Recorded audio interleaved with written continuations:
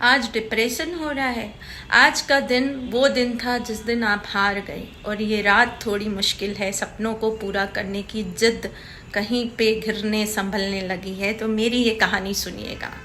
एक दिन एक सीधी खड़ी पहाड़ी के नीचे बहुत सारे फ्रॉग्स इकट्ठे हो गए और रेस ये लगी कि कौन सा फ्रॉग ऊपर चढ़ के पहाड़ी से वापस नीचे उतरेगा, उसको फर्स्ट प्राइज़ दिया जाएगा। तो रेस शुरू हो गई। बाकी सारे फ्रॉग्स उसी दिन वहाँ इकट्ठे हुए थे और रेस पे निकल पड़े, लेकिन उसमें से एक फ्रॉग था जो बहुत दिनों से ये सपना देख रहा था कि वो इस पहाड़ी पे सीधा चढ़ेगा और इस पहाड़ी को कॉन्कर करेगा और एक दिन जीत के दिखाएगा। ठीक है, रेस शुरू हो गई और सब चढ़ने लगे। सबको ऐसा लगा कि ये सारे अभी इकट्ठे हुए हैं और अभी चढ़ना शुरू हो गए, है ना।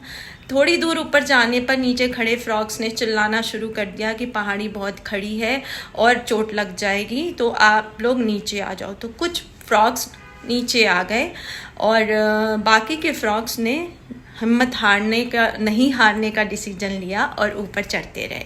थोड़ी सी और ऊपर गए तो नीचे खड़े फ्रॉग्स ने बहुत ज़ोर ज़ोर से चिल्लाना शुरू कर दिया, ये हो ही नहीं सकता कि इतनी सीधी खड़ी पहाड़ी पर कोई चढ़ जाए, तो नीचे आ जाओ, उसी में समझदारी है। तो बाकी सारे फ्रॉग्स नीचे आ गए, लेकिन एक वो फ्रॉग जो बहुत दिन से सपना देख रहा था उस सीधी पहाड़ी को जीतने का और अपना नाम उस पहाड़ी के ऊपर लहराने का, वो चढ़ता गया, धीरे धीरे संभलते संभलते ऊपर चढ़ता गया और फिर नीचे भी आ गया। सारे लोग हैरान थे कि ये हुआ कैसे कि इतनी सीधी खड़ी पहाड़ी पर तुम चढ़ भी गए और उतर भी गए।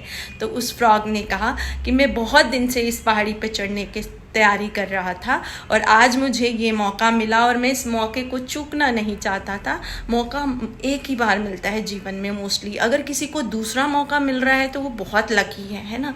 और जब मैंने डिसाइड किया कि चढ़ना है तो फिर चढ़ना है, चाहे कितनी बार भी डर लगे, चाहे कितनी बार भी घबराहट होए। हर सुबह आपको ये प्रेरणा देती है कि फिर से उठो और फिर से कोशिश करो।